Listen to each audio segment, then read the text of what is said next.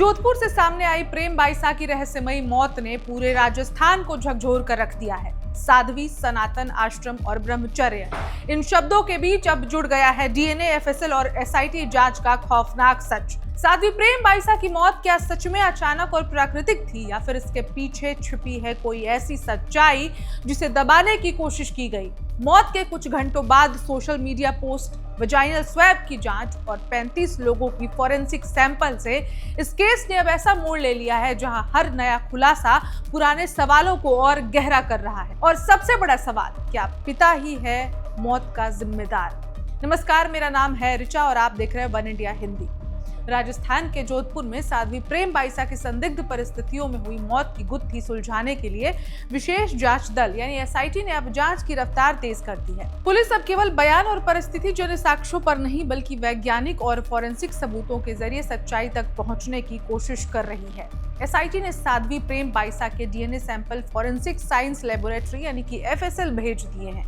FSL director Ajay Sharma के अनुसार जांच का सबसे अहम पहलू वजाइनल स्वैब की फॉरेंसिक जांच है। उसका मकसद ये पता लगाना है कि क्या वहां ह्यूमन सीमेन की कोई अंश मौजूद है या नहीं। अगर इस जांच में सीमेन की पुष्टि होती है तो पुलिस डीएनए मिलान के जरिए सीधे संदिग्धों तक पहुंच सकती है। माना जा रहा है कि यह रिपोर्ट पूरे केस की दिशा बदल सकती है। इतना ही नहीं, इस मामले में कुल 35 अलग अलग सैंपलों की जांच चल रही है, जिनमें विसरा रिपोर्ट भी शामिल है।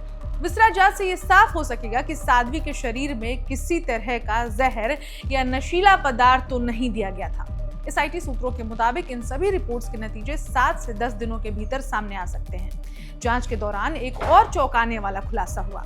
पुलिस जांच में सामने आया कि साध्वी की मौत के बाद उनकी इंस्टाग्राम आईडी से एक भावुक पोस्ट डाली गई थी। अब इस पोस्ट को लेकर बड़ा सवाल खड़ा हो गया है।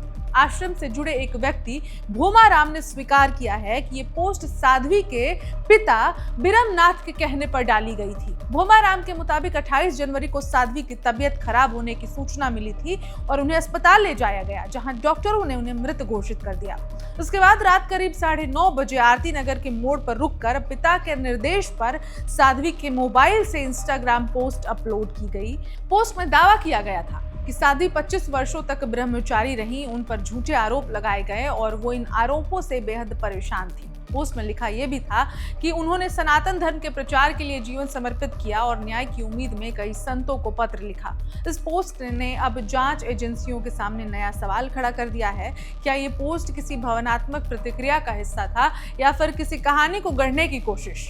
एसआईटी अब तक 10 से ज्यादा संदिग्धों से पूछताछ कर चुकी है। पुलिस का कहना है कि हर एंगल से जांच की जा रही है, चाहे वो व्यक्तिगत विवाद हो, सामाजिक बदनामी का दबाव हो या फिर कोई आपराधिक साजिश। जोधपुर की ये साध्वी का मौत अब केवल एक रहस्यमयी केस नहीं बल्कि आस्था, सत्ता और सच्चाई की अग्नि परीक्षा बन चुकी है। इस खबर में इतना ही। अपडेट्स के लिए देखते रहें one India Hindi.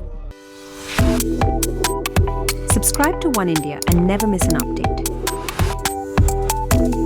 Download the One India app now.